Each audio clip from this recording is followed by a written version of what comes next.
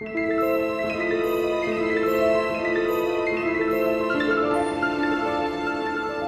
friends, Jason here with another movie review. Today I will be talking about the Ballad of Songbirds and Snakes, the prequel to the Hunger Games series. But before I get started, I will be talking major spoilers, so if you haven't seen it yet and you don't want it spoiled for you, stop the video, go check it out, come on back, and we can talk about it. But now that we're past the spoiler warning, let's dive in, shall we?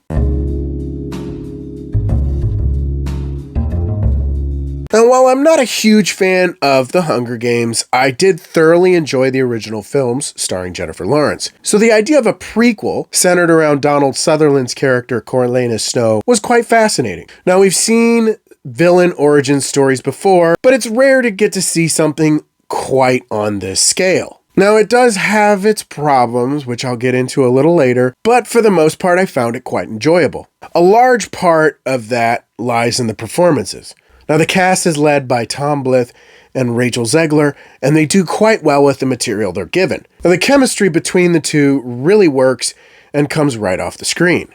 And the way Tom Blyth plays Coriolanus Snow in this film, it's not quite an all-out impression of Donald Sutherland, but it does certainly add more depth to the character than we got in those original films. Now, some standout performances, of course, are Jason Schwartzman and Viola Davis. Jason Schwartzman gets some of the best lines in the movie and genuine laughs as he brings a lot of the humor to the film. And Viola Davis plays one of the wackiest characters that I've ever seen her play, and you can tell she's having a blast playing this very over-the-top character. Also among the cast is Peter Dinklage, who does a very Peter Dinklage performance. It's fine.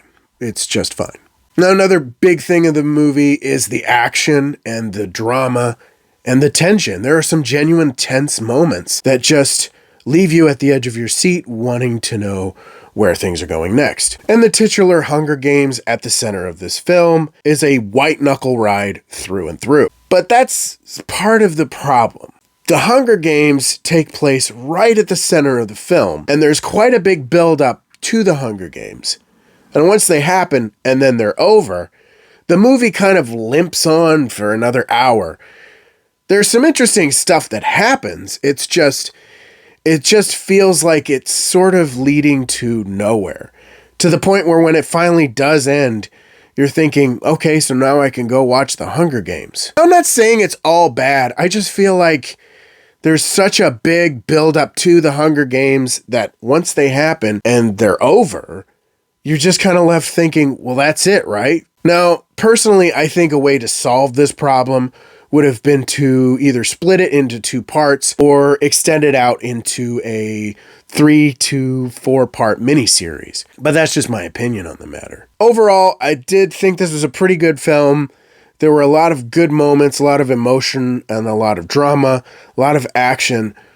But after the Hunger Games are over, the film just kind of drags on for another hour and just kind of aimlessly goes to its inevitable conclusion.